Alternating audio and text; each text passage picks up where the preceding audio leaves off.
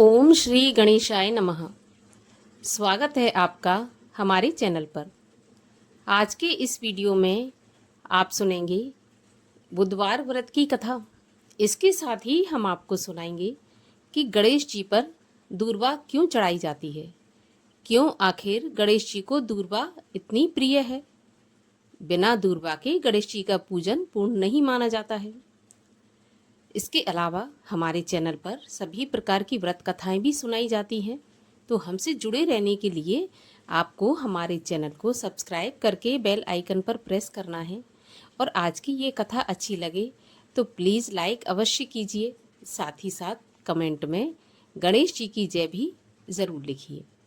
तो चलिए अब हम शुरू करते हैं आज का वीडियो। गणेश जी को दूर्वा अत्यधिक प्रिय है, ये हम सब जानते हैं। बिना दूर्वा के गणेश जी का पूजन पूर्ण नहीं माना जाता। वैसे तो दूर्वा इतनी पवित्र मानी जाती है कि दूर्वा हर पूजा में प्रयोग होती है।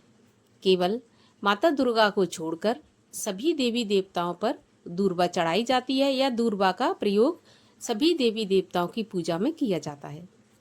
तो सबसे पहले तो हम ये जानते हैं कि दूर्वा की उत्पत्ति कैसे हुई, क्यों इतनी पवित्र मानी जाती है।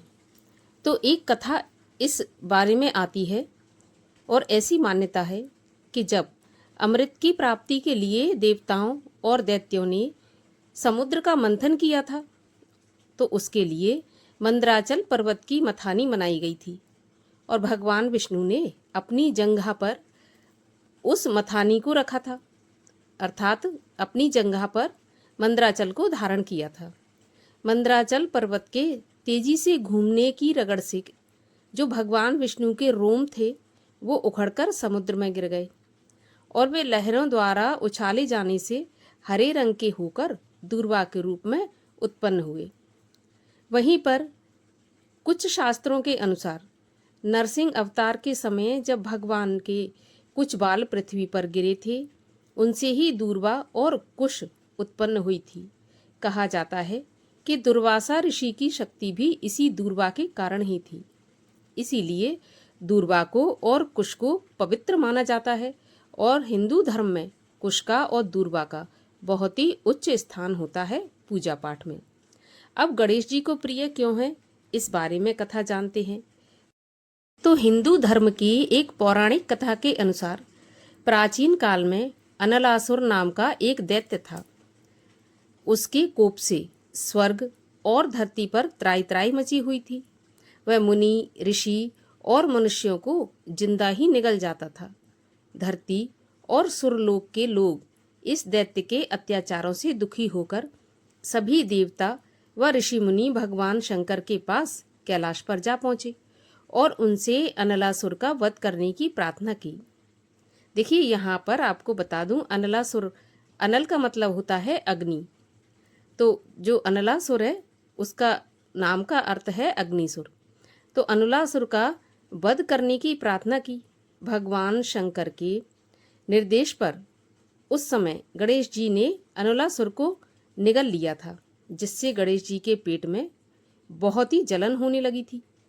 कई उपाय करने के बाद भी जब गणेश जी के पेट की जलन शांत नहीं हुई, तब ऋषि कश्यप ने दूर्वा की 21 गांठें बनाकर गणेश जी को खाने को दी। श्री गणेश जी ने दूर्वा ग्रहण करने पर उनके पेट की जो जलन थी वो शांत होने लगी।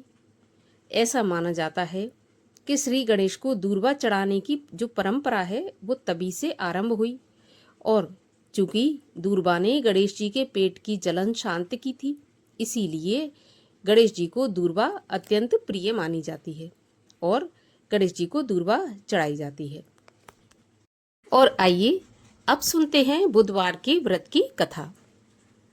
एक बार एक व्यक्ति अपनी पत्नी को विदा कराने के लिए अपनी ससुराल गया।